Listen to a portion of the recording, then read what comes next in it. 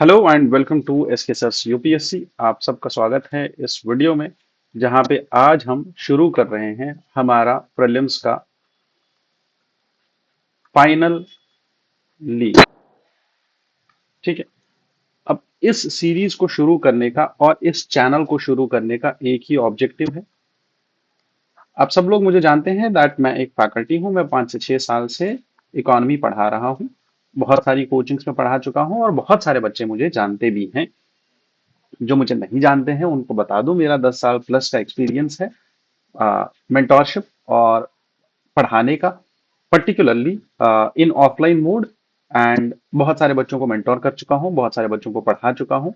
5,000 plus students को मैं mentor कर चुका हूँ और मेरे बहुत सारे सिलेक्शंस ऑलरेडी हो चुके हैं बीपीएससी में, जेकेपीएससी में और यूपीएससी में। अब ये तो रही बात कि आपको इंट्रोडक्शन पता हो नहीं पता हो, मेरा नाम शहनशाह है। ठीक है। और यहाँ पे एस के सर यूपीएससी और एस के सर के साथ यूपीएससी, ये एक ऐसा प्लेटफॉर्म होने वाला है जहां पे आपको ज्यादा फॉर्मलिज्म नहीं मिलेगा। No formalism at all. यहाँ पे सीधा दो भाई आपस में बात कर रहे हैं, आप लोग और मैं आपका दोस्त हूं। मैं आपको ऐसे बात करूंगा या ऐसे बातें समझाऊंगा इन कॉन्सेप्ट्स को, जैसे दो फ्रेंड्स आपस में बात कर रहे हैं। That's it. यहाँ पे सिंपल, जैसे बच्चों को ए प्लस बी इक्वल्स टू सी समझाया जाता है, वैसे ही कॉन्सेप्ट्स को समझाया जाएगा। और यहाँ पे ऐसा नहीं होगा कि आपको लाइन बाय लाइन पीपीटी पढ़ना पड़ेगा, आपको लाइन बाय लाइन पीपीटी पढ़ाया जा रहा है, ऐसा कुछ नहीं होगा। मैं ट्राई करूंगा कि मैं इस डॉक्यूमेंट को जल्द से जल्द खत्म करूं और आपके लिए हर एक सब्जेक्ट ऐसे ही कवर करता जाऊं। मैं यहाँ पे पूरे का पूरा जीएस, ये अनाउंसमेंट करता हूं आज कि पूरे का पूरा जीएस इस चैनल पे करीब करीब 8 से 10 वीडियोस में कंप्लीट हो जाएगा। ठीक है। तो चलो, आज का हमारा इकोनॉमी का सब्जेक्ट है, इसको शुरू करते हैं। उद्देश्य ये है कि हर एक बच्चा कम से कम 5 रिविजन्स इस वीडियो के कर ले। ठीक है। 5 रिविजन्स अगर उसने इस वीडियो के कर लिए तो उसका स्टैटिक पार्ट इकोनॉमी का कंप्लीट हो जाएगा, उसको कुछ नहीं करना पड़ेगा। वो लोग जो बोलते हैं कि माइक्रो इकोनॉमिक्स नहीं पढ़नी है, मैं उनको क्लियरली क्रिटिसाइज करता हूं कि माइक्रो इकोनॉमिक्स पढ़ना बहुत ज्यादा जरूरी है। आ, ऐसा नहीं है कि यूपीएससी ने क्वेश्चंस नहीं पूछे हैं।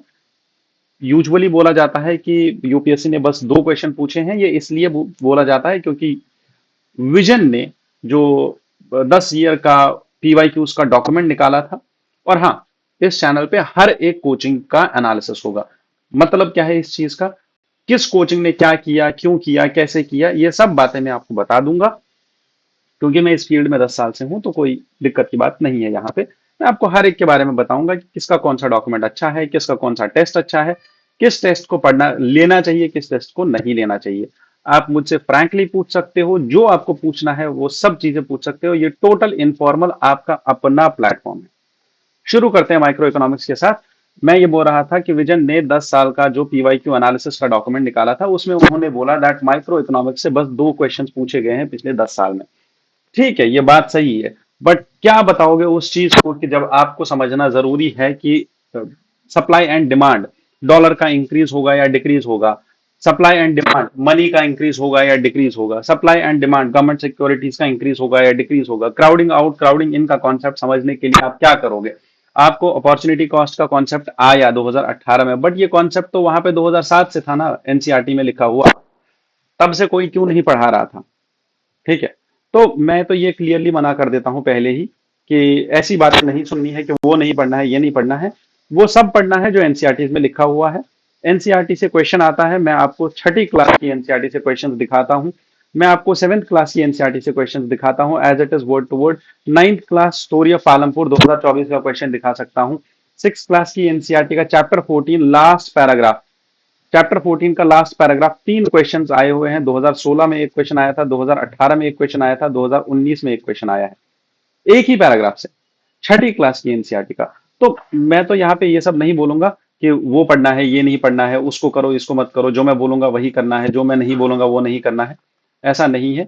एक सिंपल सा बात है, यूपीएससी गवर्नमेंट एग्जाम है और ये चीज तो अब साबित भी हो गई है, क्योंकि यूपीएससी अब बोल रहा है कि अगर आपको, हाँ, अगर आपको चाहिए, आम 3 दिन में जो है आंसर की रिलीज कर देंगे।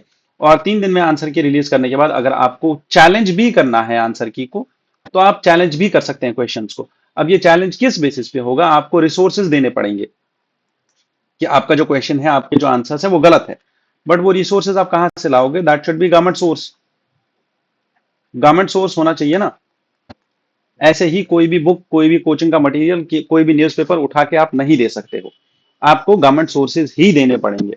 ठीक है, जो चीजें रिकॉग्नाइज्ड है, जो चीजें वेल पब्लिश्ड ऑथर्स की है, वही देनी पड़ेंगी। तो इसीलिए माइक्रो इकोनॉमिक्स जरूरी है। एनसीईआरटी का स्कोप बढ़ जाता है। और इस डॉक्यूमेंट में सबसे अच्छी बात यही लगी मुझे कि इन्होंने एनसीईआरटी को जो है पूरा इंटीग्रेट कर दिया है।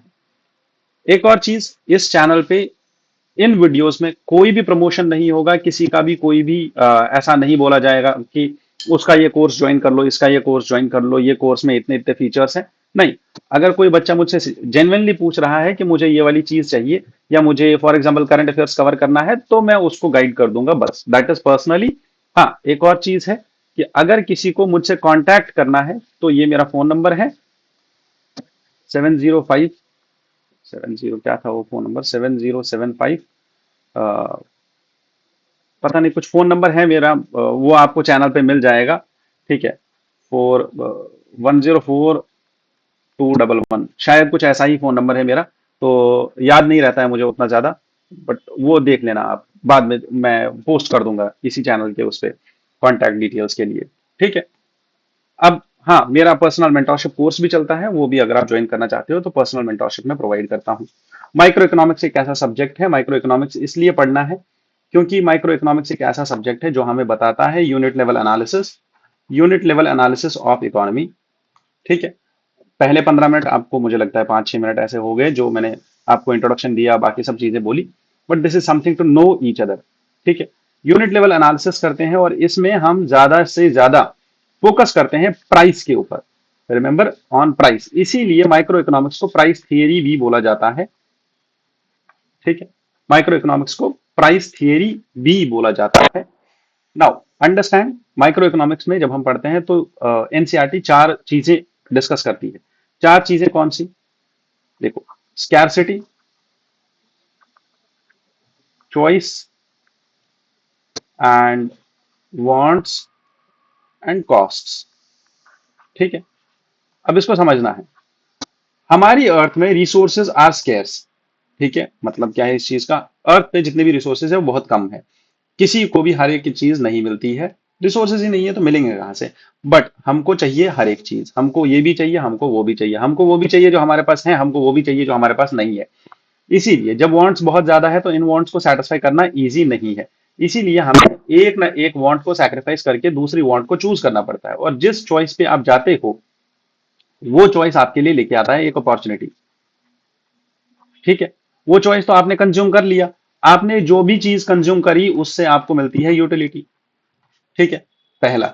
दूसरा, अगर आपकी वांट्स बहुत ज्यादा है तो आपको प्रोड्यूस भी करना पड़ेगा। ठीक है, और प्रोड्यूस आपको इसलिए करना है क्योंकि लोगों को चीजें चाहिए, और प्रोडक्शन में आपको मिलता है प्रॉफिट। ठीक है। अब एक और चीज आती है कॉस्ट, कि अगर आप कंजप्शन का चॉइस करते हो या प्रोडक्शन का चॉइस करते हो, दोनों चीजें समझो इस चीज को, दोनों चीजों में इधर आपको यूटिलिटी मिलेगी या आपको प्रॉफिट मिलेगा। बट अगर आप कुछ नहीं करते हो तो आपको एक कॉस्ट बियर करना पड़ेगा। ठीक है, जैसे मैं आपको एक सिंपल सी एग्जांपल दे दूं, आप नेटफ्लिक्स देख लो या फिर पढ़ाई कर लो। ठीक है, आपने पढ़ाई कर ली, 2 घंटा पढ़ लिया, तो आपको क्या मिल गया, आपके शायद 2 नंबर अच्छे हो जाएंगे। आपने नेटफ्लिक्स देख लिया, आपने 2 घंटे तक एंटरटेनमेंट कर लिया। ठीक है, आपने पढ़ाई कर ली तो आपको कुछ मिल गया, आपने पढ़ाई नहीं करी, ईदर यू चूज एंटरटेनमेंट और you choose 2 marks in your exam. ठीक है, 2 नंबर मिल गए तो आपके लिए बेहतर है, आपको 2 नंबर नहीं मिले, आपने नेटफ्लिक्स चूज कर लिया, एंटरटेनमेंट ये मिल गया आपको। या तो आप एंटरटेनमेंट सैक्रिफाइस कर रहे हो या तो आप 2 मार्क्स सैक्रिफाइस कर रहे हो। जो चीज आप छोड़ रहे हो, अगर आपने नेटफ्लिक्स छोड़ दिया तो entertainment is the opportunity cost. ठीक है, अगर आपने पढ़ाई छोड़ दी तो 2 नंबर इज दी, हाँ, एंटरटेनमेंट, ये 2 number is the opportunity cost. ठीक है, समझ में आ गया। चलो आगे बढ़ते हैं। This was opportunity cost. Hidden cost of red tapism भी इकोनॉमिक सर्वे ने हाईलाइट किया था कि जो ब्यूरोक्रेसी में हमारे पास रेड टेपिज्म है, रेड टेपिज्म का मतलब बहुत ही सिंपल सा है कि चूंकि हमारे यहाँ, मैं यूजुअली इसको मेंस के आंसर राइटिंग में बताता हूँ, दो कल्चर्स हैं हमारे यहाँ, डेफर एंड रेफर। ठीक है, रेफर एंड डेफर मतलब आपने गए आप डीएम के पास, उसने बोला आप एडीएम के पास चले जाओ, एडीएम को फाइल भेज दी, उसने बोला भाई साहब आप ना एक काम करो, आप तहसीलदार के पास चले जाओ, तहसीलदार के पास फाइल गई, उसने बोला आप नायब तहसीलदार के पास चले जाओ, उसके पास गए, उसने बोला आप पटवारी के पास चले जाओ, उसके पास गए, उसने बोला आप चौकीदार के पास चले जाओ, उसके पास गए, उसने बोला विलेज हेडमैन के पास चले जाओ। ठीक है, ये ऐसे ही रेफर होता जाता है। अब अगर डीएम के पास चलेगा, डीएम के पास फाइल पहुंच भी गया, तो वो बोलेगा सेक्रेटरी चले जाओ, वहां पे ज्वाइंट सेक्रेटरी से मिलो, एडिशनल सेक्रेटरी से मिलो, प्रिंसिपल सेक्रेटरी से मिलो। ठीक है, तो ये जो रेफर एंड डेफर का कल्चर है, यही है रेटिपिज्म। ठीक है, पर आप वो लाइन क्रॉस नहीं कर पाते हो, आप वो ब्यूरोक्रेसी आपको एक्सेसिबल नहीं है, जिसकी वजह से इकोनॉमी में कॉस्ट बियर करना पड़ता है। One thing, one more important thing जो यहाँ पे कॉन्सेप्ट है, that is organisation of economic activities. कि इकोनॉमिक एक्टिविटीज का ऑर्गेनाइजेशन बहुत ही सिंपल सा कॉन्सेप्ट है ये, कि हमारे यहाँ इकोनॉमी जो है वो तीन तरीके से ऑर्गेनाइज की जाती है। कैसे ऑर्गेनाइज होती है इकोनॉमी, या कैसे ऑर्गेनाइज होता है market? Either it is market led economy, और इट इज कमांड इकोनॉमी, और इट इज मिक्स्ड इकोनॉमी। मतलब क्या है इस चीज का सर? मार्केट इकोनॉमी इज, जो कि हमें कॉन्सेप्ट दिया था एडम स्मिथ ने, साइमन कजनेट्स ने, जो हमारे कैपिटलिस्ट और I would say liberal economist से, जिनका टोटल फोकस लिबरलिज्म पे था, जिनका टोटल फोकस था no role of state in economy. तो उन्होंने क्या बोला कि market led economy, supply and demand के फोर्सेस होंगे जो पूरा ही मार्केट चलाएंगे, जो पूरा ही प्रोडक्शन भी चलाएंगे और पूरा ही कंजप्शन भी चलाएंगे। प्रोडक्शन चलेगा on the basis of profit, consumption चलेगा on the basis of utility. और ये दोनों चीजें जब होंगी तो इसके साथ साथ होगा एक इनविजिबल हैंड। ये इनविजिबल हैंड क्या करेगा? ये सोशल गुड, जो चीजें प्रोड्यूस नहीं हो रही है, जैसे फॉर एग्जांपल अगर मैं हूं मार्केट लेड इकोनॉमी में और मैं एक बेकर हूं, मैं ब्रेड बना रहा हूं, इसलिए बना रहा हूं ताकि मैं 10 रुपए कमाऊं। ठीक है, बट ये 10 रुपए बनाने के चक्कर में, ये ब्रेड बनाने के चक्कर में मैं एक और काम कर रहा हूं, वो क्या है? I am eliminating hunger from the society. This is the social good, this is the invisible hand in the economy. ठीक है, समझ में आ गया? कमांड इकोनॉमी किस चीज पे चलेगी? ये वो थियरिस्ट थे जिन्होंने बोला भाई साहब नहीं, बिल्कुल नहीं, हम मार्केट को अकेला नहीं छोड़ सकते हैं, स्टेट का होना बहुत ज्यादा जरूरी है। ये वो लोग थे जो किंग के पैटर्नाइजर्स थे, जो स्टेट के पैटर्नाइजर्स थे। इनमें थॉमस हॉब्स आते हैं, इसमें यूजुअली वो लोग आते हैं जो लिबरलिज्म के आइडियाज, चाहे वो बेंथम है चाहे वो मिल है, उनके आइडियाज से प्रभावित थे। स्टेट की बात करें तो यहाँ पे हॉब्स आते हैं, या बाकी सारे थिंकर्स आते हैं, स्टालिन, या अगर आप देखें यूएसएसआर का जो मॉडल था, फॉर्मर यूएसएसआर का जो मॉडल था, सोवियत यूनियन का जो मॉडल था, that is something which was command economy और which was influenced by command economy. Command economy का मतलब क्या है? कि everything, every decision of the economy, every economic decision will be done by the state, and there will be full ownership of resources, full ownership of resources shall be with the state। मतलब state के पास ही होगा सब कुछ, state ही price decide करेगा, state ही salary देगा सबको। क्यों? क्योंकि हमें इंश्योर करना है कि हमारे पास हो इक्विटेबल या इगैलिटेरियन सोसाइटी। ठीक है, अब ये इगैलिटेरियनिज्म एस्टैब्लिश करने के लिए स्टेट ही डिस्ट्रीब्यूट करेगा। जैसे हम क्या करते हैं कि सबके पास खाना होना चाहिए, सबके पास खाना होने के लिए हम लोग क्या करते हैं कि जिनके पास ताकत है, जिनके पास पैसा है, वो लोग चले जाए मार्केट और वहां से खरीद ले। जिनके पास ताकत नहीं है वो लोग क्या करेंगे? वो पीडीएस सिस्टम पे चले जाएंगे, उनको वहां से मिल जाएगा। तो सबको खाना मिल ही रहा है, बट ये मिक्स्ड आई वुड से मेथड है। अगर स्टेट होता तो किसी को भी मार्केट से नहीं खरीदना था, सबके पास स्टेट जो है सबके घर में राशन पहुंचा देता, डायरेक्टली घर डिलीवर हो जाता हर महीने, कोई दिक्कत की बात नहीं है, हर एक के घर राशन पहुंच जाता। हाँ, आप बोलोगे सर मेरे पास पैसे नहीं है, तो हर एक की एक यूनिवर्सल बेसिक इनकम होती 10,000 रुपए की, 15,000 रुपए की, 20,000 रुपए की, as per the inflation and as per the prices. सबको इतना पैसा मिलता, बेसिक नेसेसिटीज के लिए, खत्म कहानी। सर हमारे पास मेडिसिन नहीं है, तो स्टेट सबको ना एक यूनिवर्सल इंश्योरेंस दे देता, यूनिवर्सल हेल्थ इंश्योरेंस। इसमें क्या होगा? आपने डॉक्टर के पास जाना है, फ्री है। आपको मेडिसिन चाहिए, डॉक्टर ने मेडिसिन रिकमेंड करी है, तो आपको मेडिसिन मिल जाएगी वहीं पे शॉप से। Everything is free. अब आता है मिक्स्ड इकोनॉमी। मिक्स्ड इकोनॉमी ऐसा मैंने एग्जांपल दे दिया पीडीएस का, पब्लिक डिस्ट्रीब्यूशन सिस्टम का, ठीक है। और मिक्स्ड इकोनॉमी में जब आप जाओगे तो स्टेट और मार्केट दोनों के फोर्सेस ही काम कर रहे हैं और दोनों ही आपस में काम कर रहे हैं, ठीक है। समझ में आ गया? चलो आगे बढ़ते हैं। When the market delivers welfare, कैसे मार्केट डिलीवर करेगा वेलफेयर? जब आप दो चीजों को कंबाइन करते हो।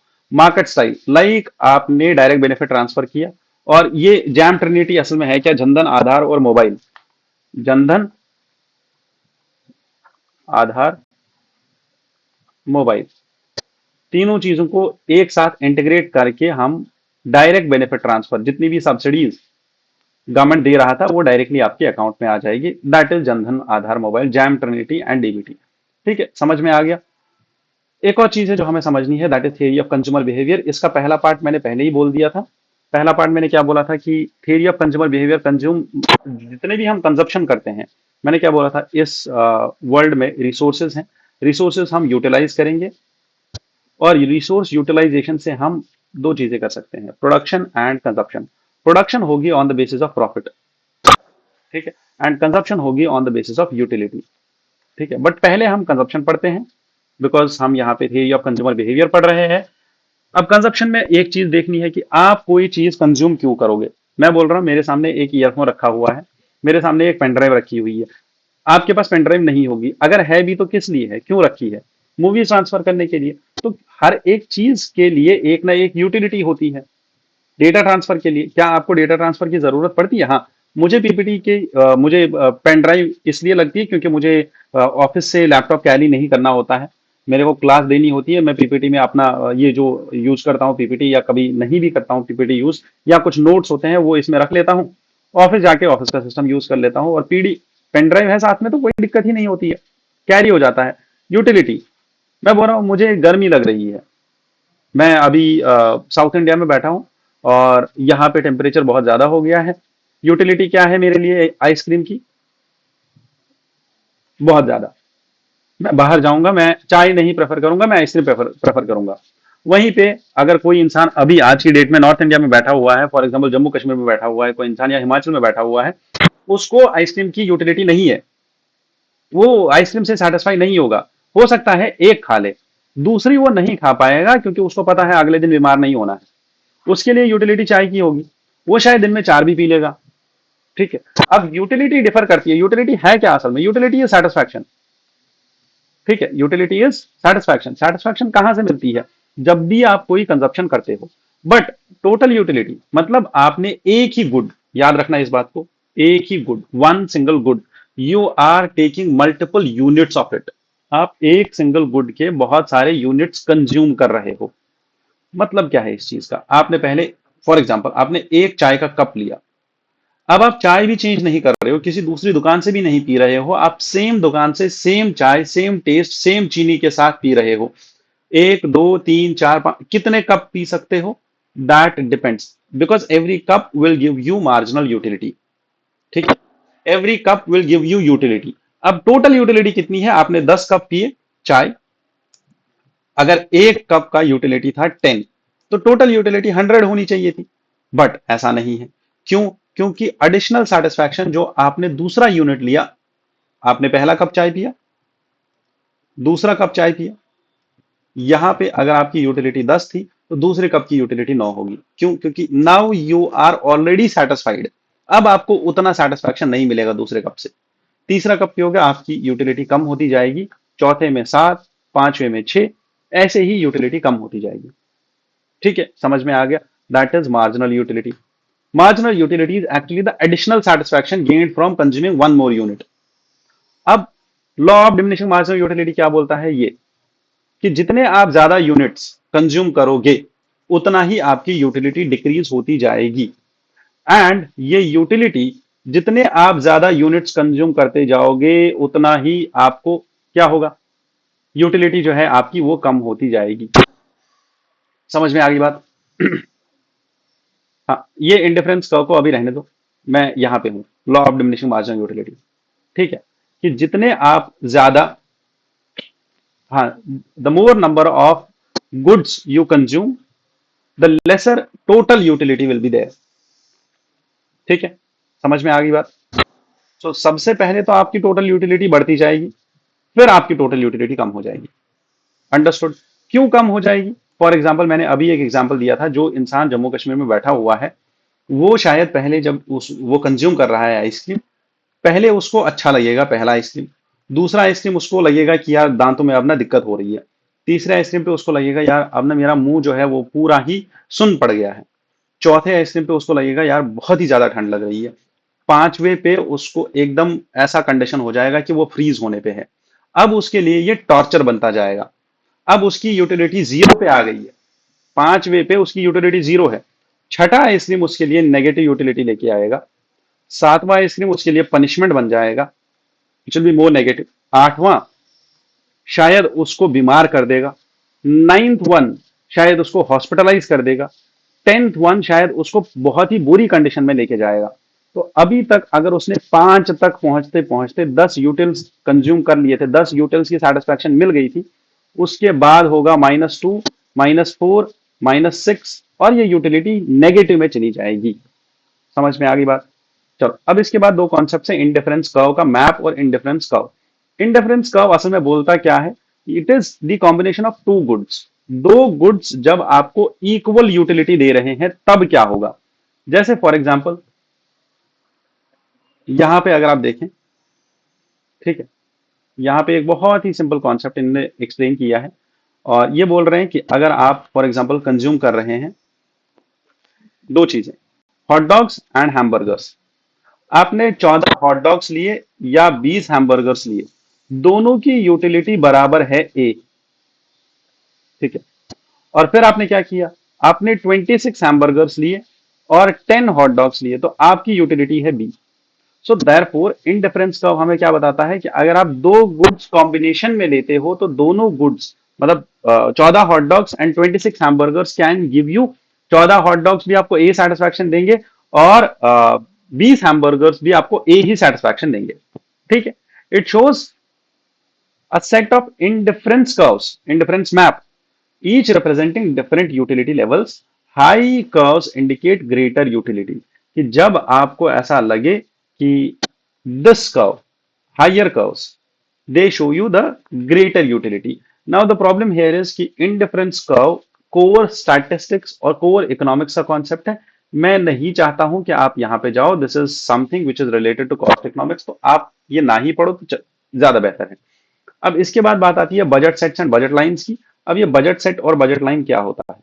ठीक है, बजट सेट और budget line, it is the all possible combination of a good a consumer can buy given the income and the prices. For example, आपकी इनकम है 100 रुपए और एक गुड है, फॉर एग्जाम्पल पेन।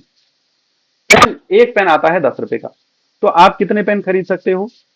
आप खरीद सकते हो 10 पेन, ठीक है। That is the budget set which you have. Budget line represents the combination of two goods that can be purchase with a fixed income.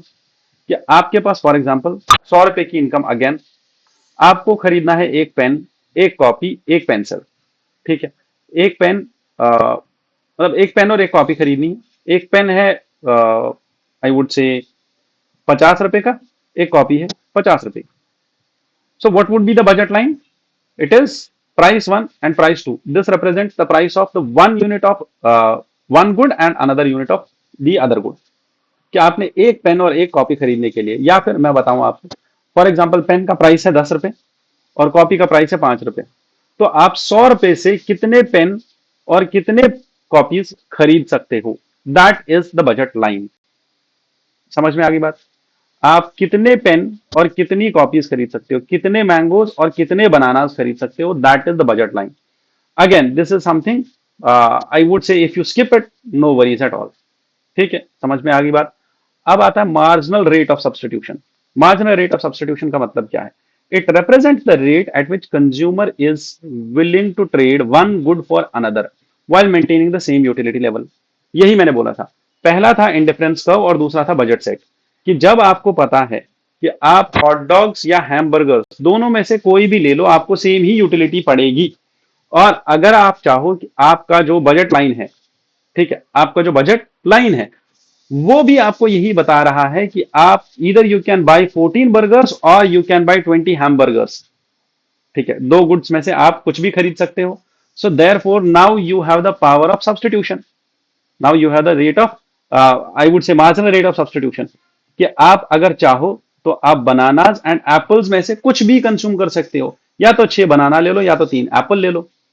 So therefore, your marginal rate of substitution is 2, -2. Do you understand? Very simple concept. Now, moving to optimal choice of consumers, कि consumer choose कैसे करता है. कोई भी चीज अगर आपको खरीदनी है, कोई भी चीज अगर आप खरीद रहे हो, तो वो आप खरीदते क्यों हो? क्योंकि there is the optimal point of consumption. Optimal point of consumption क्या होता है? जहां पे budget line is tangent to the highest indifference curve. जहां पे आपको ये चीज समझ में आती है कि ये जो गुड्स है, 1 2 3 4 5 गुड्स, ये मुझे सबसे ज्यादा सेटिस्फैक्शन दे रहे हैं. That is the indifference curve map. जो आपने इंडिफरेंस कर्व बनाया हैमबर्गर्स और हॉट डॉग्स का. दूसरा आपने बोला कि मेरे पास एक तो हैमबर्गर्स और ये हॉट डॉग्स थे, ये एक कर्व आ गया आपके पास. फिर दूसरा कर्व आपने बनाया for example pen and copies का, 2 पेन और 3 कॉपीज. फिर आपने एक और कर्व बनाया, आपने बनाया ये चाय एंड कॉफी का. आपको 2 चाय और 3 कॉफी मिल जाएगी. अब ये सारे इंडिफरेंस कर्व्स मिलके जब आप यूज करोगे, ठीक है, बजट लाइन के साथ, when they will be tangent to the budget line, मतलब आपके बजट के हिसाब से. फिक्स इनकम है ना आपकी, फिक्स्ड इनकम. मतलब मैं इसको अगर सिंपल वर्ड्स में बताऊं कि आपकी जेब में कितने पैसे हैं. फॉर एग्जाम्पल एक इंसान है, उसकी जेब में 1,000 रुपए है. अब उसको पता है वो खाना खा सकता है, 1,000 रुपए का उसका बजट है और उसको खाना खाना है. अब वो देखेगा कि मैं क्या क्या खा सकता हूं मेन्यू में से. मैं स्टार्टर्स में शायद टिक्का लूंगा, उसके बाद मैं मेन कोर्स में शायद कढ़ाई पनीर लूंगा, और उसके साथ नान लूंगा, और उसके बाद मैं डेजर्ट्स में शायद गुलाब जामुन ले लूंगा. एंड उसके बाद मैं खाना खाने के बाद बाहर जाऊंगा, और उसके बाद I will take some appetisers. Drinks में शायद मैं मोहितो ले लूंगा, और उसके बाद जब मैं वॉक करूंगा तो शायद I will have some sweeteners और I will have some mouth fresheners. तो टोटल मिला के मेरा बिल इतना पड़ जाएगा. मैं कढ़ाई पनीर में अगर मैं ले रहा हूं तो मैं एक नान ले सकता हूं या 2 नान ले सकता हूं. वो ये सारा बजट लेके, सारा कंजप्शन का इंडिफरेंस कर्व लेके, कि कौन कौन से गुड से मेरे को सेटिस्फैक्शन मिलेगा और कौन कौन सा बजट लाइन, और सारे गुड्स का जो हाईएस्ट इंडिफरेंस कर्व है मेरा, हाईएस्ट इंडिफरेंस मैप जो है मेरा, सारे कर्व्स का मैप लास्ट का, जिसमें मुझे सबसे ज्यादा highest I would say satisfaction मिल जाएगा, और जो मेरे बजट के साथ मैप करेगा, जो मेरे बजट लाइन के साथ बराबर टेंजेंट होगा. मतलब मैं ये बोल रहा हूं, फॉर एग्जांपल मैंने एक एग्जांपल दिया कि मैं या तो बिरयानी खाऊंगा, और बिरयानी के साथ में दो, for example 2 plate I would से चिकन टिक्का, और उसके साथ 3 गुलाब जामुन या 10 गुलाब जामुन, या उसके साथ 2 रसमलाई. ये this was the I would से माई आई वुड से ये मेरा इंडिफरेंस कर्व था, कि अगर मुझे ये मिल जाएगा तो this was the optimum level of क्या सेटिस्फैक्शन यहाँ पे मेरे को मिल जाएगा. But the problem here is my budget line is कहाँ पे? नीचे. So therefore I need to check कि मेरा सेटिस्फैक्शन और मेरा बजट लाइन आपस में टेंजेंट कहाँ पे है, और जहां पे वो मिलता है, that would be the optimum level. ठीक है, वही चीज would be the optimal choice for my consumption. कि मेरे पास क्या इतने पैसे हैं. सब लोग बोलते हैं ना कि चलो यार यार सब लोग ना जा रहे हैं, ट्रिप पे जा रहे हैं सब लोग. तो सिंपल सी बात है, सब लोग तो ट्रिप पे जा रहे हैं, तुम्हारे पास पैसे हैं जाने के लिए. दैट इज कंज्यूमर ऑप्टिमाइजेशन, और that is the optimal choice which a consumer does. Very simple. कोई दिक्कत नहीं, कोई दिक्कत नहीं. ये चलो आगे चलते हैं. पहला आता है हमारे पास law of demand. Law of demand का पहला स्टेटमेंट है, दैट इज सिंपल, कि consumer demand for a good will increase और डिक्रीज बेस्ड ऑन प्राइस. ठीक है, बाकी सब चीजें रिमेनिंग सेम, सिट्रस पेरिबस. ठीक है, ये अप्लाई होता है, ये लॉ ऑफ डिमांड अप्लाई होता है नॉर्मल गुड्स के ऊपर. किन पे अप्लाई होता है? नॉर्मल गुड्स के ऊपर. कि प्राइस इंक्रीज हो गया, डिमांड डिक्रीज हो जाएगी, और प्राइस डिक्रीज हो गया तो डिमांड इंक्रीज हो जाएगी. This is only for normal goods. ठीक है, अब इसी से बनता है डिमांड कर्व. तो demand curve usually downward sloping बनता है, क्योंकि हम यहाँ पे प्राइस रखते हैं और यहाँ पे क्वांटिटी डिमांडेड रखते हैं. प्राइस और डिमांड, अगर प्राइस इंक्रीज हो गया तो डिमांड डिक्रीज हो जाएगी, अगर प्राइस डिक्रीज हो गया तो डिमांड इंक्रीज हो जाएगी. This is demand, this is increasing, and this is price increasing level. ठीक है, समझ में आ गया बात. अब इस प्राइस में स्पेक्युलेटिव इफेक्ट क्या हो सकता है? स्पेक्युलेटिव इफेक्ट का मतलब होता है it reverses the demand curve due to expectations of future rise events. अब this is something which is the exception to the demand curve, कि अगर आपको लगता है कि आगे जाके सोने का भाव बढ़ेगा, ठीक है, आगे जाके अभी अगर आप देखें मार्केट में silver silver was touching 3 lakh rupees per KG, ठीक है, सिल्वर का प्राइस डबल हो गया, एक साल के अंदर 2 टाइम्स हो गया सिल्वर का प्राइस। अब प्रॉब्लम यह है कि सिल्वर का प्राइस भी इंक्रीज हो रहा है और इसकी डिमांड भी डिक्रीज नहीं हो रही है। क्यों? क्योंकि सबको लगता है सिल्वर जो है 3 लाख की जगह 6 लाख को टच करेगा, और इसीलिए प्राइस के साथ साथ डिमांड भी इंक्रीज हो रही है, just because there is a speculative effect. And usually ऐसा स्टॉक मार्केट में होता है। ठीक, समझ में आ गया? Demand curve from indifference curve and budget constraints. Demand curve can be divided और derived by observing changes in the optimal consumption. क्योंकि हमें यह समझ में आता है कि कौन सा कंज्यूमर बजट के हिसाब से कितना इंडिफरेंट हो रहा है गुड्स को लेके, तभी हम डिमांड कर्व भी निकाल सकते हैं। समझ में आ गया? चलो, यहां तक तो ठीक था। हमें लॉ ऑफ डिमांड समझ में आ गया, बट प्रॉब्लम यह है कि लॉ ऑफ डिमांड में कुछ एक्सेप्शंस और भी है। One was the speculative effect, one is the inferior goods का इफेक्ट। इंफीरियर गुड्स कौन से गुड्स होते हैं? वो गुड्स जो चीप गुड्स होते हैं। मैं मतलब आपको एक सिंपल सी एग्जांपल देता हूं, इंफीरियर गुड्स का मतलब क्या होता है। मैं बोल रहा हूं, मैं क्योंकि मेरे पास बस 15,000 रुपए आते हैं घर से, तो इसीलिए मैं पीजी का खाना खा रहा हूं, ठीक है, क्योंकि पीजी वाला मुझे 6,000 रुपए में खाना दे देता है पूरे महीने का। खत्म कहानी। अब मुझे एक चीज बताओ, अब अगर मेरी इनकम इंक्रीज होती है, अब अगर मेरी इनकम इंक्रीज होती है, ये एग्जाम्पल मैं यूजुअली क्लास में देता हूं, तो मैं क्या करूंगा? अगर फॉर एग्जाम्पल मेरे अंकल कल को घर से आते हैं और वो मुझे 2,000 रुपए दे देते हैं कैश, तो शायद मैं 2 दिन का खाना किसी रेस्टोरेंट से खाऊंगा। That would be a good food for me. ठीक है, क्या हुआ इसकी वजह से? इनकम इंक्रीज होने की वजह से ये जो इंफीरियर गुड था इसकी डिमांड इंक्रीज हुई या डिक्रीज हुई? अभी तक मैं 1 महीने का खाना खा रहा था, अब मैं बस 28 दिन का खाना खाऊंगा, यहां से demand decrease. Why? Because my income has increase. समझ में आ गई बात? ठीक है। अब एक और चीज समझो इस चीज को।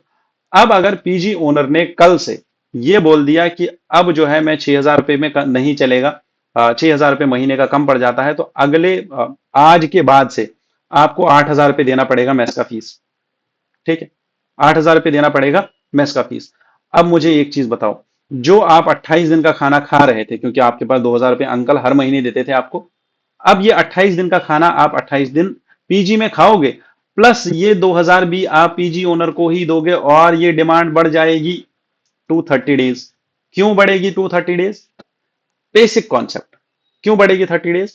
क्योंकि अब आप वो 2,000 रुपए अफोर्ड नहीं कर पाओगे कि आप वो रेस्टोरेंट में दो। आप ये 2,000 रुपए वापस अपने ही बजट में डाल दोगे कि भाई साहब ये लो 8,000 रुपए बराबर, और मुझे 30 दिन का खाना यहीं पे दे दो।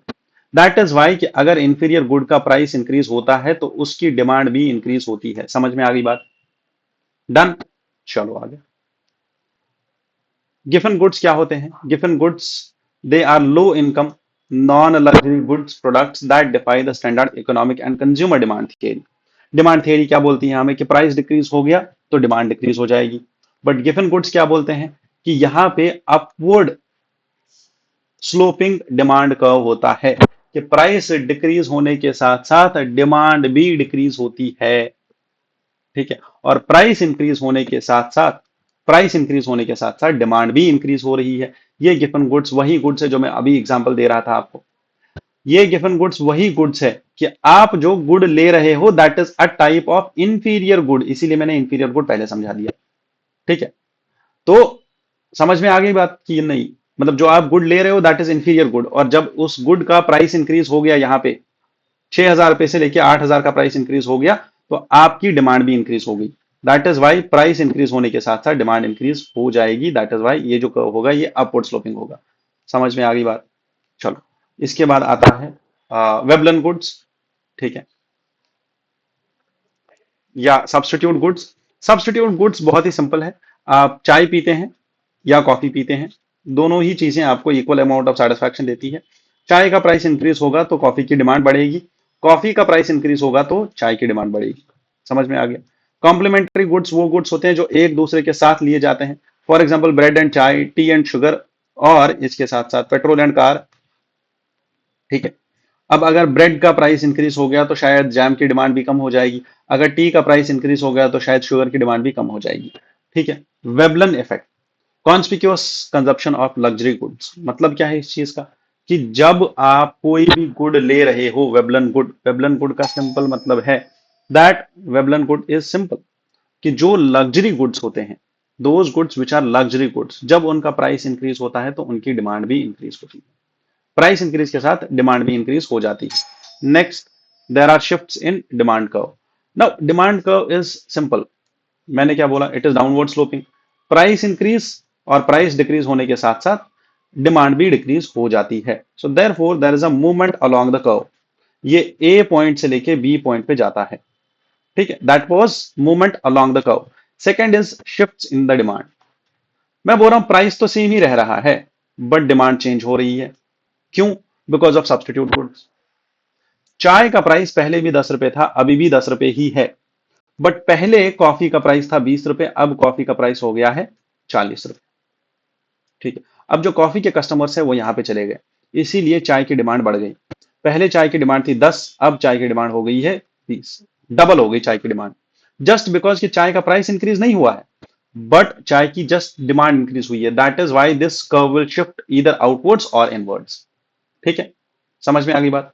चलो, इलास्टिसिटी, इलास्टिसिटी हमें क्या बोलती है, कोई भी चेंज अगर आती है प्राइस में, फॉर एग्जाम्पल प्राइस चेंज हो गया 10% से, ठीक है, there was 10% change in price, 10% decrease या 10% इंक्रीज, अब इसकी वजह से क्वांटिटी डिमांडेड कितना चेंज हुआ, वॉज इट 10%? अगर 10% चेंज हो गया प्राइस तो क्या डिमांड भी 10% से चेंज हो गई, या फिर क्वांटिटी डिमांडेड चेंज्ड बाई 20%, या फिर क्वांटिटी डिमांडेड चेंज्ड बाई 1000%, ठीक है, या फिर quantity demanded changed by just 5%, या फिर quantity demanded does not change at all, no change at all. समझ में आ गई बात? That is price elasticity. Perfect elasticity is infinite change, that is 1000%. Perfectly inelastic demand is no change at all, ठीक है। Inelastic, elastic मतलब बहुत ज्यादा चेंज, परफेक्टली इलास्टिक मतलब बहुत ज्यादा चेंज, परफेक्टली इनइलास्टिक मतलब नो चेंज एट ऑल। अब यही सब चीजें हैं जो लॉ ऑफ सप्लाई में भी अप्लाई होंगे। लॉ ऑफ सप्लाई में कैसे अप्लाई होंगे? मैंने बोला सप्लाई का एक सिंपल सा लॉ है, लॉ ऑफ सप्लाई से कि प्राइस इंक्रीज होने के साथ साथ सप्लाई भी इंक्रीज होती जाती है। क्यों सप्लाई क्यों इंक्रीज होगी? क्योंकि जितना आप ज्यादा मार्केट में सप्लाई करोगे गुड्स, उतना ही आपका प्रॉफिट भी बढ़ेगा। Increase in supply will lead to increase in profit, understood? Very simple. Elasticity of supply हमें क्या बोलती है कि कितना प्राइस चेंज हुआ, percentage of change in price, ठीक है, प्राइस कितना परसेंट चेंज हुआ, which led to how much percent change in supply, ठीक है, that is percentage change in price with respect to percentage change in supply, ठीक है, that is the elasticity of supply. So therefore ये भी इन्हीं तीन types की होगी। रिलेटिव इलास्टिक सप्लाई हम उस चीज को बोलते हैं जब प्रोपोर्शनल चेंज आएगी, मतलब प्राइस भी 10% से चेंज हुआ और क्वांटिटी सप्लाइड भी 10% से चेंज हुई, ठीक है। यूनिटरी इलास्टिक मींस कि more than proportional, sorry, perfectly elastic means more than proportional, that is 10% change हुआ प्राइस में, 10% चेंज हुआ प्राइस में, तो सप्लाई में चेंज हो गया 20% का या 15% का, या आई वुड से 25% का, 30% का।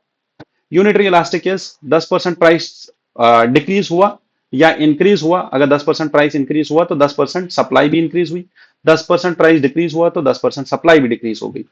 रिलेटिवली इन इलास्टिक का मतलब क्या होता है कि जब ये आपने प्राइस चेंज किया बाय 10%, बट जो सप्लाई चेंज हुई उसकी वजह से मार्केट में प्राइस गिर गया, 10% से प्राइस गिरा, बट सप्लाई जो थी वो उतनी ज्यादा नहीं हुई, ठीक है, सप्लाई डिक्रीज हुई, मार्केट में प्राइस डिक्रीज हुआ 10%, सप्लाई डिक्रीज हुई by just 5%, that is in elastic, relatively in elastic.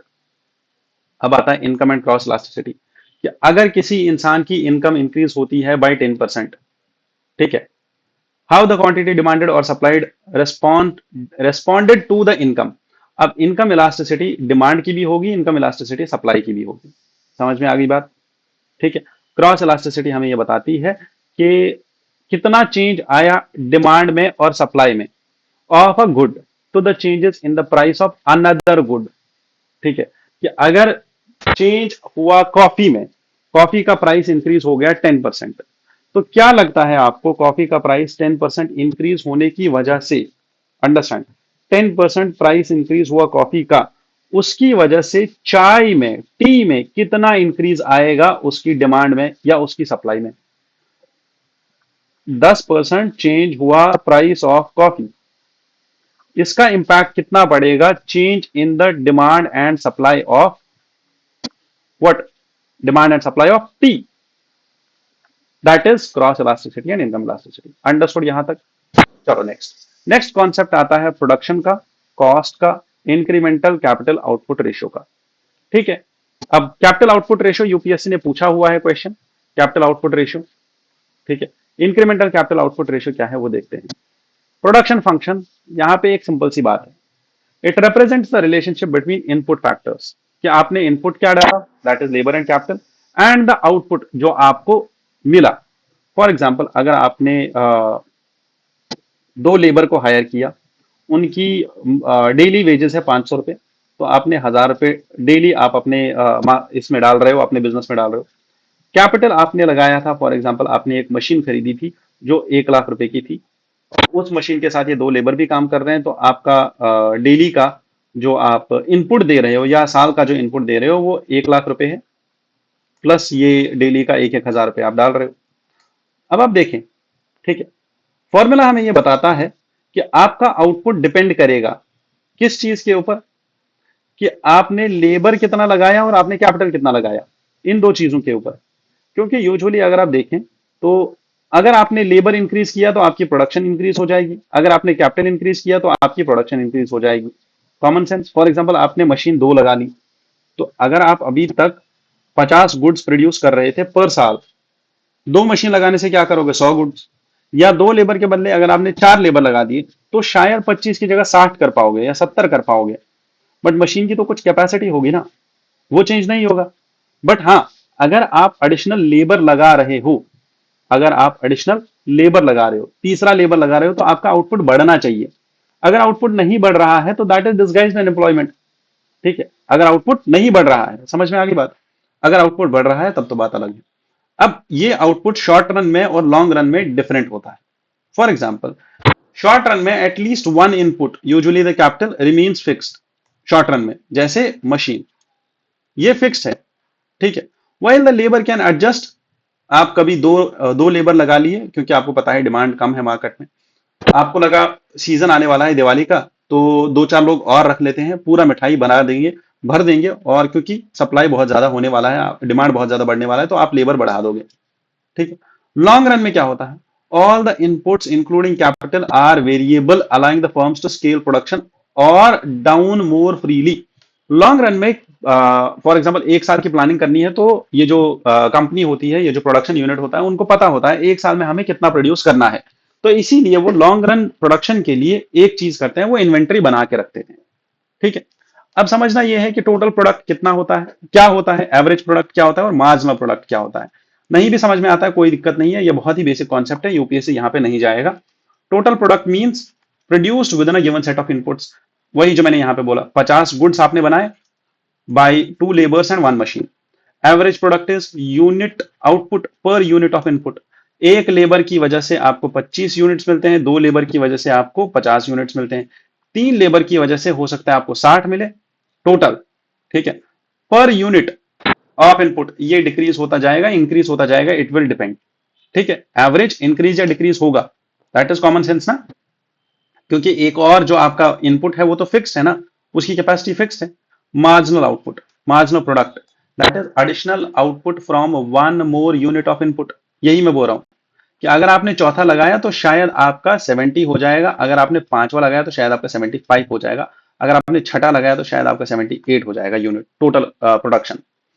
ठीक है, यूनिट्स ऑफ प्रोडक्शन। क्यों होगा? क्योंकि लेबर, खाली लेबर बढ़ाने से काम नहीं चलेगा ना। जब आप ज्यादा लेबर लगाओगे तो आपको वही मिलेगा कि लेबर है 4 और उनके जो है मैनेजर है वो 8 है। ठीक है, काम है 3 लेबर का, आपने लगा के रखे हैं 10, वो लोग बैठे हुए हैं। क्यों? क्योंकि मशीन ही लिमिटेड है ना, आपके पास कैपेसिटी लिमिटेड है। इसीलिए यू नीड टू सी कि how much optimum level of inputs you need to put in, that is where you will lead to efficient production.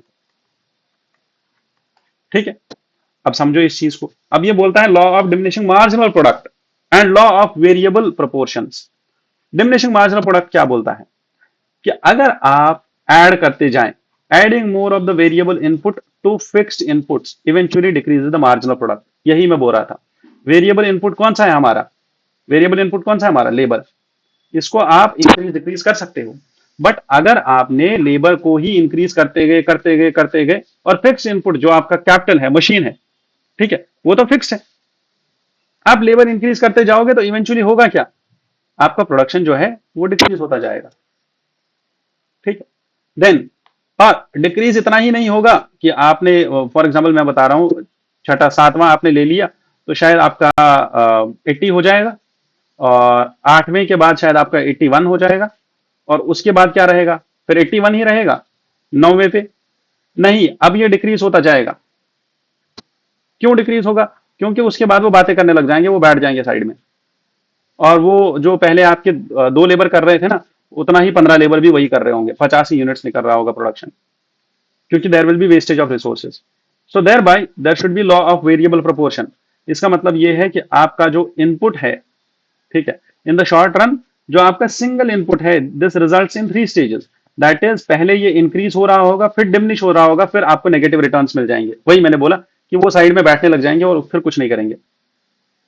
ठीक है, नाउ रिटर्न्स टू स्केल।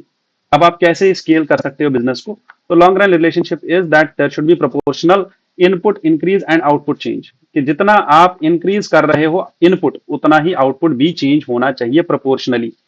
कि अगर आपको पता है 2 लेबर से 50 गुड्स निकलते हैं, तीसरे लेबर से अगर 25 और निकलते हैं तो 75, इट मींस आप अच्छा कर रहे हो। चौथे लेबर को ऐड करने के बाद अगर आपके बस 25 नहीं 20 ही ऐड हो रहे हैं, तो इसका मतलब कुछ तो गड़बड़ हो रही है। ठीक है, अब आपको यहां के बाद रुक जाना चाहिए, अब आपको कंटिन्यूअसली और लेबर हायर नहीं करना चाहिए। Cost in production, short run में आप अगर कॉस्ट देखो तो उसमें वेरिएबल एंड फिक्स्ड गुड्स दोनों होते हैं, और ये आप चेंज भी कर सकते हो। और लॉन्ग रन में अगर आप देखो तो all the costs are variable, आप क्योंकि लॉन्ग रन में आपको इकोनॉमी ऑफ स्केल मिल जाता है, आप जहां तक हो सकता है वहां तक आप कर सकते हो। Now the problem here is incremental capital output ratio. पहले देखते हैं कैपिटल आउटपुट रेशियो का मतलब क्या होता है, कि आपने कितना कैपिटल इंट्रोड्यूस किया। मतलब क्या था इसका? 1 लाख रुपीज का आपने मशीन ले लिया, ठीक है, कैपिटल, और इसकी वजह से आपको 50 गुड्स का आउटपुट मिलता है। ठीक है, that is capital output ratio. It is the efficiency of an economy to lead its capital to produce output. ठीक है, बट इंक्रीमेंटल कैपिटल क्या बोलता है कि आप कितना इंक्रीज करोगे अपने इनपुट्स।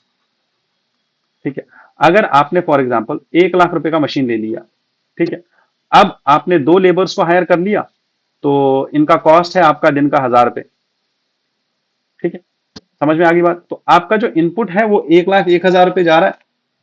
अगर आप तीसरा लेबर भी हायर कर लोगे, मैं बोल रहा हूं इनकी जो टोटल सैलरी है साल की वो 10,000 रुपए है, छोड़ दो इसको। अगर आपने तीसरा लेबर भी हायर कर लिया तो आपकी सैलरी हो गई टोटल साल की 15,000 रुपए। आप कितना इनपुट इंक्रीज कर रहे हो, कितनी कैपिटल इंक्रीज कर रहे हो to increase just 1 unit of production. ठीक है, एक और यूनिट ऑफ प्रोडक्शन इंक्रीज करने के लिए आपको कितना इनपुट इंक्रीज करना पड़ता है? That is incremental capital output ratio. ठीक है, that is why it says change in K divided by change in Y, कि आपने कितना इनपुट चेंज किया, कितना आपने इनपुट चेंज किया, कैपिटल कितना इंक्रीज किया, और उसकी वजह से कितना आउटपुट चेंज हुआ। बस, समझ में आ गई बात? सो अगर आपका आईकॉर ज्यादा है, हायर आईकॉर है, तो इसका मतलब ये है इंडिया, और आई वुड से इसका मतलब यह है कि आपका इनपुट आउटपुट रेशियो बहुत ज्यादा है। इनपुट आउटपुट रेशियो ज्यादा होने का मतलब क्या है? कि आपको बहुत ज्यादा कैपिटल इंट्रोड्यूस करना पड़ रहा है ताकि आप एक unit of I would say production increase कर पाओ। So high capital output ratio is actually a problem for economy. हाँ, it should be always low. आपका आईकॉर हमेशा कम होना चाहिए। जितना आपका आईकॉर कम होगा, प्रेजेंटली हमारा 3.5 है, अगर आपका आईकॉर कम होगा तो आपकी प्रोडक्शन ज्यादा अच्छी है। चलो, importance of marginal product and ICOR across the economic sectors. ICOR की अगर आप बात करें तो agriculture, manufacturing, service. ICOR helps in determining optimal capital investment in technology and boost productivity.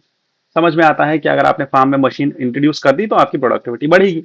वैसे ही मैन्युफैक्चरिंग में आपको ये पता चलता है कि आपने जो प्रोडक्ट आप बना रहे हो उसमें जो मार्जिनल प्रोडक्ट है उसको इंक्रीज करने के लिए आपको कितना कैपिटल इंट्रोड्यूस करना है।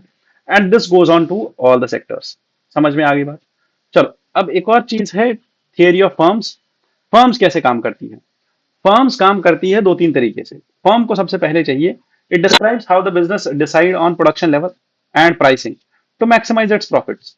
कि हर एक, मैंने बोला प्रोडक्शन इसलिए होती है ताकि प्रॉफिट को इंक्रीज किया जाए, और प्रॉफिट को इंक्रीज करने के लिए मैं हर एक टैक्टिक्स लगाऊंगा, चाहे वो एडवर्टीजमेंट है, मार्केटिंग है, प्रोडक्ट का वेट है, प्रोडक्ट की क्वांटिटी है, क्वालिटी है, हर एक चीज देखूंगा मैं। सो इसीलिए फर्म्स जो है, जो भी प्रोड्यूसर्स हैं, वो हमेशा ये ट्राई करेंगे कि उनके पास प्रॉफिट बहुत ज्यादा आ जाए। Therefore they will start producing up to a point जहां पे उनका मार्जिनल कॉस्ट, समझो इस चीज को, where their marginal cost is equal to marginal revenue. This theory also considers the factors like cost कितना है, production कितनी है, revenue analysis कितना है। So जितना उनका cost है उतना उनका revenue आना चाहिए। It explains that how individual firms supply curves are derived, because यहाँ पे आपको समझना होगा पहले कंपटीशन की बात। कॉम्पिटिटिव मार्केट एक ऐसा मार्केट है जहां पे बहुत सारे बायर्स हैं, बहुत सारे सेलर्स हैं। There is no single participant who can influence the market price. मतलब क्या है इस चीज का? मार्केट में सप्लाई एंड डिमांड फोर्सेस खुद ही डिसाइड करेंगे कि किस गुड़ का कितना प्राइस होना चाहिए। फॉर एग्जांपल मैं बोल रहा हूँ वीट, ठीक है, जब ये मंडी में आता है तो वहां पे लगती है बोली, ओपन बिडिंग होती है कि कौन कितने का खरीदना चाहता है। अब यहाँ पे होता है एक दिक्कत, वो ये है कि फार्मर के पास उतनी अथॉरिटी नहीं होती है कि वो बोले कि मैं 50 रुपए केजी से कम में नहीं बेचूंगा। नहीं, उसको पता है मैं ऐसा बोल दूंगा तो ये खरीदने वाला इंसान दूसरे के पास चला जाएगा, तीसरे के पास चला जाएगा। इतने सारे फार्मर है और वीट तो कोई भी प्रोड्यूस कर सकता है। समझ में आ गई बात? There is free entry and free exit, products are homogeneous, हर एक के पास सेम ही प्रोडक्ट है। एंड जो बायर्स हैं उनके पास परफेक्ट इंफॉर्मेशन रहती है कि ये गुड किस क्वालिटी का है, कैसा है, क्या इसका मार्केट प्राइस है।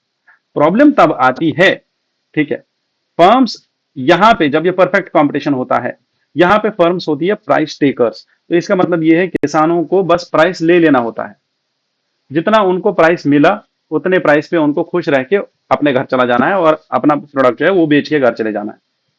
प्रॉब्लम तब होती है जब मोनोपोली होती है, जब एक ही फर्म होती है। फॉर एग्जाम्पल मैं बताता हूं आपको, आपके पास रेलवेज का एग्जाम्पल है। रेलवे कल को प्राइस इंक्रीज कर दे, ट्रेन का डबल कर दे प्राइस, कौन है दूसरा जो आके बोलेगा नहीं नहीं नहीं, मेरा तो प्राइवेट रेलवे चल रहा है, वहां से चल लो? तो नहीं हो पाएगा ना। ओलिगोपोली, जहां पे कुछ ही फर्म्स होते हैं जो पूरे मार्केट को डोमिनेट कर लेते हैं। ओलिगोपोली का मतलब ये है कि फॉर एग्जांपल अभी मैं बताता हूं, दो ही ये ओलिगोपोली का तो ये एग्जांपल नहीं है, मैं बोल रहा हूं फॉर एग्जांपल हमारे एयरलाइंस में 5 फर्म्स है, से Indigo, air India, spice jet, से मतलब है तो वैसे 3 ही है, अकाशा एयरलाइंस, और मान लो एक और है एबीसीडी एयरलाइंस, ठीक है। अब ये पांचों ने क्या किया, इनका ओलिगोपॉली है। इन्होंने एक मीटिंग करी जो कि छुपते छुपाए इन्होंने कर ली, क्योंकि कार्टेल सिस्टम हमारे यहाँ बैन है, कार्टेल नहीं कर सकते, इलीगल है। इन्होंने ये डिसाइड कर लिया कि हम किसी भी फ्लाइट का प्राइस 5,000 से कम पे नहीं रखेंगे। Now they dominate the market, कोई भी दूसरा नहीं आ सकता है मार्केट में। यहाँ एंट्री और एग्जिट बहुत ज्यादा मुश्किल है, क्योंकि इन्होंने, एंट्री तो बहुत ज्यादा मुश्किल है, एग्जिट तो कोई भी कर लेता है बाद में। क्यों एंट्री मुश्किल है? क्योंकि ये किसी और को सस्टेन नहीं करने देते हैं मार्केट में। इनका प्राइसिंग लेवल है, कोई इनसे कम में बेच के दिखाए तो ये उसके अगेंस्ट में सारे खड़े हो जाएंगे और उसको फेल कर देंगे। इसीलिए आप देखना बहुत सारी एयरलाइंस फेल हो जाती है। मोनोपोलिस्टिक कंपटीशन, मोनोपोलिस्टिक कंपटीशन का मतलब क्या है? When many firms sell differentiated products allowing them to set prices to some extent। जैसे मैं आपको बताऊं मोनोपोलिस्टिक मार्केट का एग्जांपल, कार मार्केट है। हर एक कार अगर आप देखो अपने आप में अलग है, हर एक कार के फीचर अपने आप में अलग है। फोन देखो, हर एक फोन के फीचर अपने आप में अलग है, और इसीलिए हर एक फर्म अपना प्राइस अलग सेट करती है। क्यों? जस्ट बोल देती है इसमें जो है मेमोरी तो ये है, बट इसमें कैमरा जो है वो ज्यादा इसका है, पिक्सल्स का है। इसमें मेमोरी 200 जीबी की थी, 256 जीबी की, अब इसकी मेमोरी हमने 512 की कर दी। कुछ फीचर्स चेंज करके इसका जो डिस्प्ले है वो हमने चेंज कर दिया, और इसके डिस्प्ले में हमने थोड़ा सा कर्व लेके आ गए हैं। थोड़े से फीचर्स चेंज करके, इवन सॉफ्टवेयर में फीचर्स चेंज करके, ऑपरेटिंग सिस्टम में फीचर चेंज करके, वो अपने प्रोडक्ट को अलग बना देते हैं और उसका प्राइस अलग सेट कर देते हैं। समझ में आ गई बात? थोड़ा सा डिफरेंशिएटेड प्रोडक्ट होता है, बट बाकी आई वुड से लार्जली यहाँ पे एक समान प्राइस होता है। चलो, समझ में आ गई बात? Next, market supply and supply curve.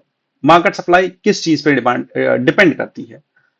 Market supply represents the total quantity of a good that all firms are willing to supply into the market. ठीक है? It is derived by summing individual firm supply curves.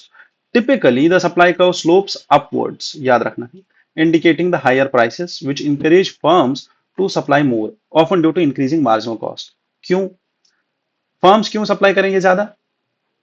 ठीक है? Typically, supply curve is upwards, indicating that there are higher prices. जितने भी price ज्यादा होगा उतना ही supply ज्यादा होगी। क्यों? क्योंकि जितना प्राइस बढ़ेगा उतना ही फर्म का प्रॉफिट बढ़ेगा, और जितना प्रॉफिट बढ़ेगा उतना ही ये सप्लाई भी बढ़ाता चला जाएगा। बट प्रॉब्लम तब आती है जब हम मार्केट इक्विलिब्रियम पढ़ते हैं। मार्केट इक्विलिब्रियम बहुत ही सिंपल कॉन्सेप्ट है। क्या बताता है हमें मार्केट इक्विलिब्रियम? मार्केट इक्विलिब्रियम बताता है हमें कि ये वो पॉइंट है जहां पे डिमांड और सप्लाई कर्व आपस में मीट करते हैं। क्या मतलब है इसका? मैं बोल रहा हूं बनानाज लेने हैं मुझे, केले खरीदने हैं। एक दर्जन केले का प्राइस, 12 केले का प्राइस है 60 रुपए, 60 रुपीज। तो इस हिसाब से मुझे 1 डजन बनाना चाहिए। ठीक है? अब अगर ये प्राइस हो जाता है 80 रुपए, तो मुझे 1 डजन नहीं, मुझे बस 10 केले चाहिए। बताओ क्यों? क्योंकि अगर आपको याद हो इनडिफरेंस कर्व, तो आप समझोगे कि मेरा मैक्सिमम सेटिस्फैक्शन तो यहां पे था इंडिफरेंस मैप के हिसाब से। मेरा मैक्सिमम सेटिस्फैक्शन तो बहुत ऊपर था, बट प्रॉब्लम यह है मेरा बजट लाइन बहुत नीचे है, मेरे पास पैसे ही नहीं है ना उतने। जो ही प्राइस इंक्रीज हो गया मेरे पैसे खत्म हो गए ना। अब मैं उतने जितने मेरे पास पैसे थे, फॉर एग्जाम्पल मेरे पास 60 रुपए थे, अब मैं 60 रुपए में 12 बनाना नहीं खरीद सकता ना, तो मेरा डिमांड नेचुरली कम हो गया। Because this is not tangent now, my budget line is not tangent to what the indifference map. अब समझ में आ गई बात? इसीलिए इसीलिए समझो इस चीज को। ये जो मार्केट कर्व है, इसको मैं थोड़ा सा सिंप्लीफाई करता हूं।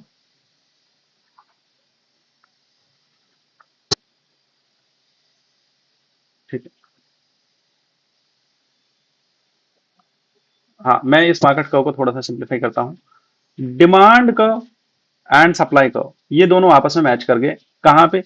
60 और 1 डजन के कॉम्बिनेशन पे। अब ये प्राइस हो गया इंक्रीज।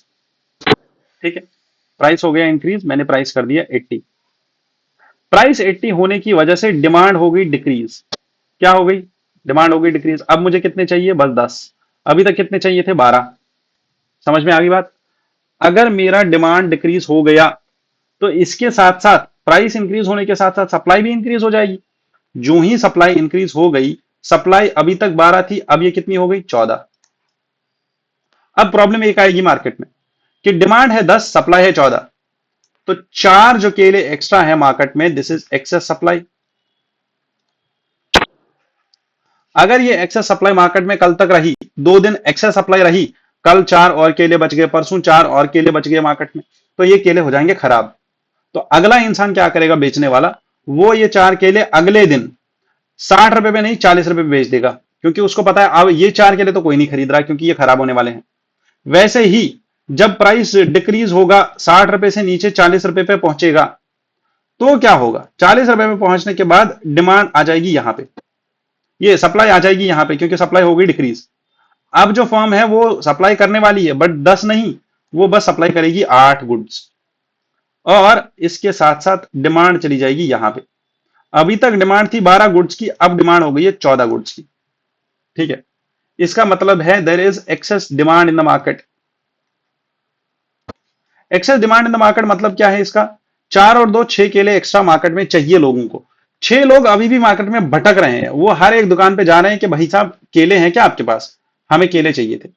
तो मुझे जब ऐसा दिखा कि ये लोग तो केले ढूंढ रहे हैं अभी भी, और मैंने केले खरीदे थे 40 रुपए के हिसाब से, तो मैं इनको बोल रहा हूं कि आपको चाहिए, बोलते हैं हाँ मुझे चाहिए। मैं देखता हूं यार मैंने 40 खरीदे थे, मैं इनको दे देता हूं 60 के, 60 का खरीदना है तो ले लो मेरे से। तो मैं इस प्राइस को अब इंक्रीज कर रहा हूं ना दूसरे मार्केट में। ये देख के पहले वाला देख लिया, उसने बोला यार मेरे से 40 का लेके आगे 60 का बेच रहा है, तो इससे अच्छा है मैं कल से खुद ही 60 का बेचूंगा। तो जो प्राइस डिक्रीज हो गया था वो वापस इंक्रीज हो गया, और जो प्राइस इंक्रीज हो गया था वो वापस डिक्रीज हो गया। और ये जो मार्केट इक्विलिब्रियम है ये हमेशा यहीं पे रहेगा। समझ में आ गई बात? चलो, बट प्रॉब्लम यहां पे ये है, यहां पे there should be fixed number of firms. Equilibrium occurs when the market demand intersects the combined supply of all of these firms. Price adjustment occur due to the shift in demand or supply but do not affect the number of firms in the market. Number of firms हमेशा same ही रहेगा, वो लोग जो supply कर रहे हैं वही करेंगे। Equilibrium में there is one more important thing, there should be free entry and exit in the market. Firms can join or leave based on the profitability. समझ में आ गई बात? सो इसीलिए मार्केट में अभी तक यहाँ पे क्या था, एक बंदा था जो 40 रुपए का खरीद रहा बेच रहा था। अब ये मार्केट से चला गया, इसने बेच के निकल गया, अब मेरे पास माल है, मैं बेचूंगा 60 रुपए का, कोई दिक्कत नहीं है, बेस्ड ऑन प्रॉफिटेबिलिटी। समझ में आ गई बात? चलो, यहां तक हो गया खत्म हमारा, आई वुड से माइक्रो इकोनॉमिक्स। अब इसके बाद होगा national income accounting next video में।